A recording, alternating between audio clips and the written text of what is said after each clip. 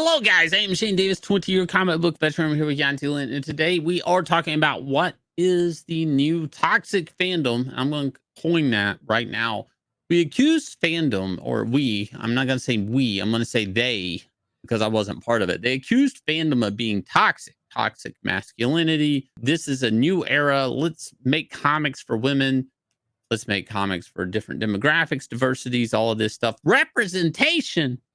All of that, you do all of this, and you basically accused a fandom of being toxic. And what you actually built was a toxic fandom. And we're going to go through this case in point with Tom Taylor. Historically, like, who's Tom Taylor? He made gay Superman, bisexual Superman, Superboy, Jonathan Kent, Superman, whole thing. You'll remember him from that. And here we go. People are burning his picture. Now, not the radical right, not who you would think were the people that were bigoted or phobic or any of that. No. This is coming from his own, the part of the new fandom that was built, that was catered to with representation, diversity, ESG funds, all of that. Welcome to your new fans. They burn your photo. So a bit of background on this. I believe a lot of this started when they started accusing Tom Taylor of disabled representation erasure because of how he wrote Batgirl, aka Barbara Gordon, who at one point was designated to a wheelchair and became Oracle. Then they undisabled her and made her Batgirl again. Now, that didn't happen under Tom Taylor, I have to be very clear about that.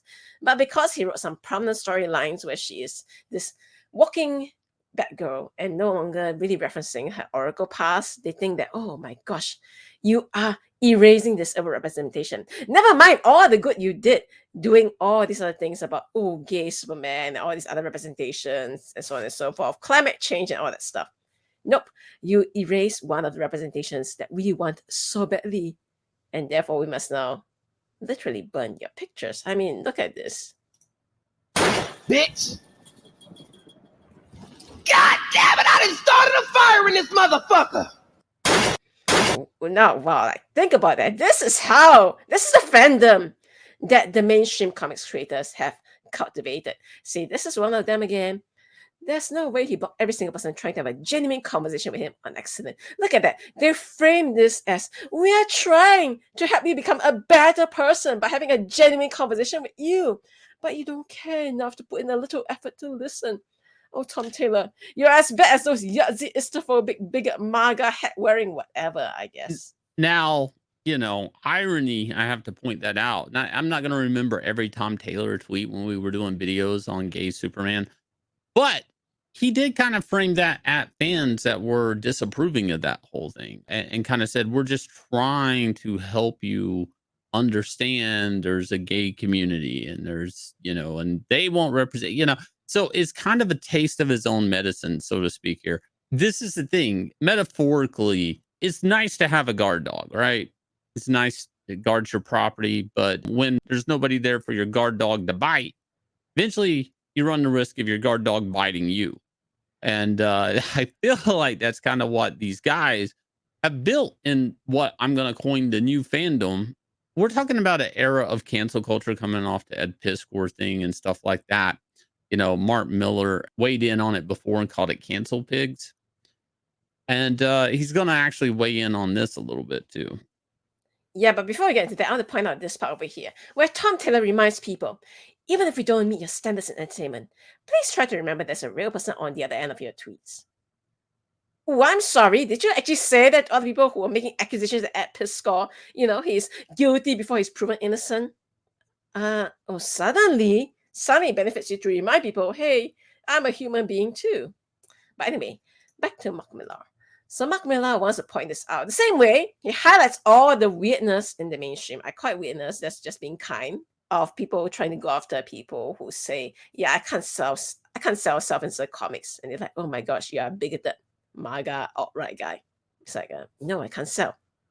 So Mark Millar here says, there's a cruel sickness in the mainstream comics scene right now. This is horrific. Everyone I know is just checking out and working elsewhere. Well, at this point, I really don't blame anyone for wanting to check out mainstream. I mean, look at it. Tom Taylor is getting his picture printed out and burnt just because he failed to entertain people in the correct way. Like, Yeah. wow. Again, I hate to point out, we started off by calling the fandom toxic. That was a segue to build a new fandom that, of course, it would not be toxic, that now you're dealing with. I did a video last week, and it basically covered kind of this subject of new talent coming into comics, high risk, low reward.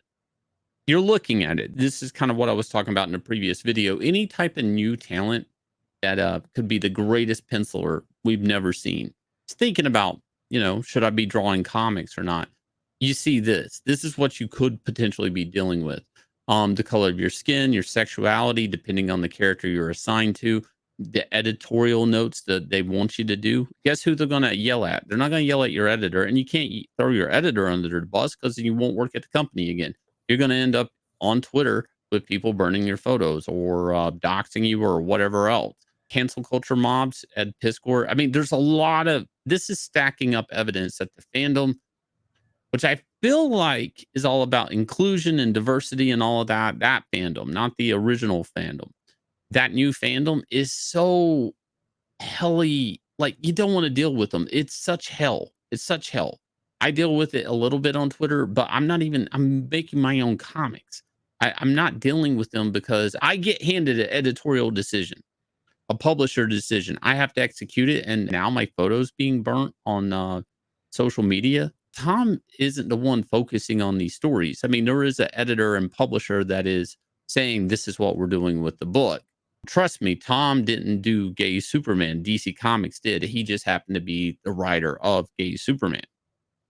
So where are we at? Where are we going from here? How many creators even want to deal with this? Me, myself, I have zero interest in working at Marvel and DC right now. Don't see myself doing it.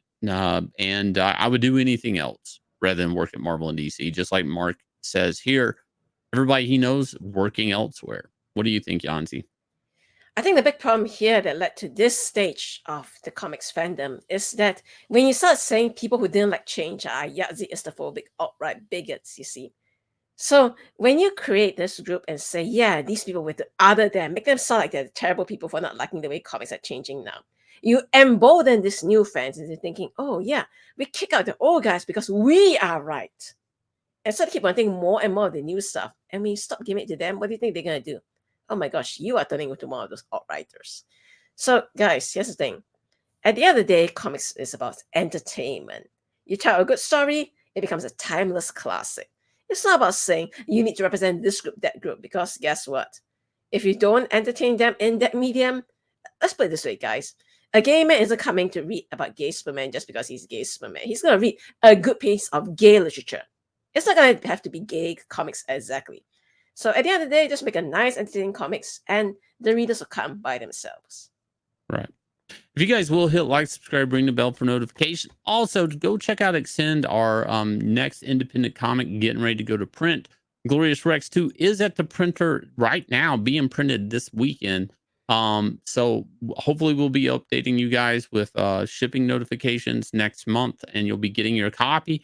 But while you're waiting on that, go back, Axcend, and get a copy of that while you're at it. I'll leave you with a trailer for the smash hit comic coming from 9 Lives Comics. I dream of a world carefully crafted, beautifully flawed. This is Axcend. In this game of life, there is one thing that determines a victor. A player's ability to grow. A player's ability to evolve. A player's ability to survive. My name is Dog. Choose to play.